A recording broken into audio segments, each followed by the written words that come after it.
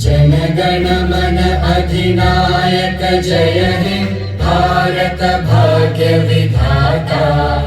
पंजाब सिंध गुजरात मराठा द्राविड़ उत्कल बंगा। विंध्य हिमाचल यमुना गंगा उच्चल जलधि तरंगा।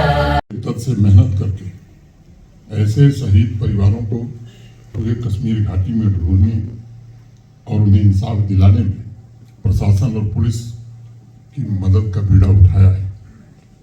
मैं जब भी टेरर विक्टिम फैमिली से बात करता हूं तो उनकी आवाज़ में सिर्फ दर्द भरी कहानी नहीं होती, बल्कि मैं समझता हूं कि उनकी आवाज़ आतंकवादियों और उनके समर्थकों का पर्दाफाश भी करती है।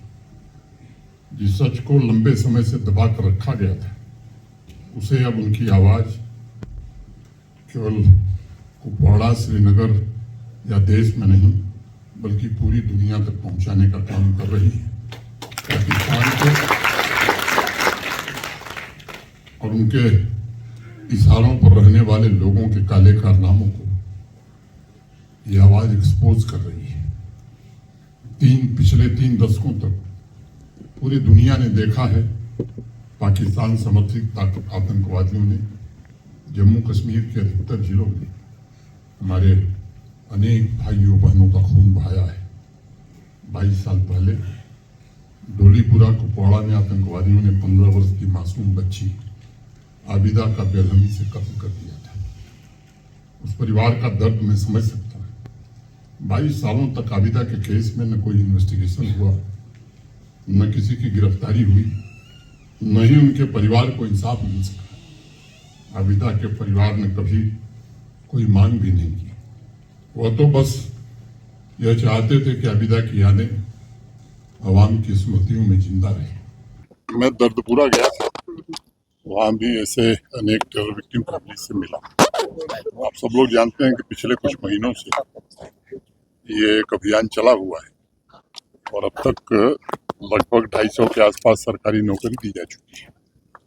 कुपवाड़ा में भी आपके समक्ष आपने देखा कई टेरर विक्टिम फैमिली से मुलाकात अभी हुई है, कई लोगों की बात हमने सुनी है।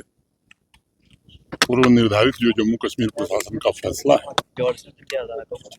हर जेन्युइन टेरर विक्टिम फैमिली को एक सरकारी नौकरी दी जाएगी। तो जिनका शेष रह गया है वो चुनाव बाद उन्हें भी अपॉइंटमेंट लेटर जारी कर दिया जाएगा।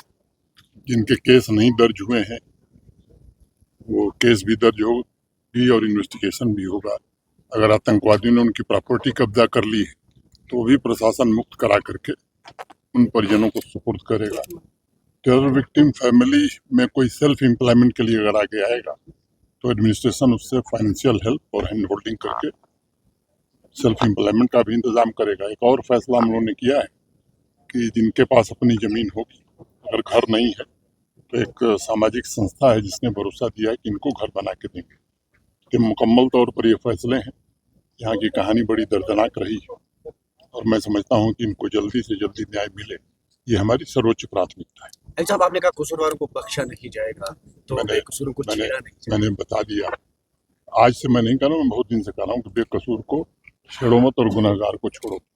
मैं समझता हूँ कि बेकसूर आदमी को परेशान नहीं करना चाहिए और गुनहगार है तो बचना भी नहीं चाहिए। ये न्याय का सबसे अच्छा से बात करूंगा। यहाँ के डिस्ट्रिक्ट एडमिनिस्ट्रेशन से काफ़ी स्थान खोल दिए गए हैं, कुछ रह गए हैं, उन्हें भी आगे जरूर खोल दिया जाए।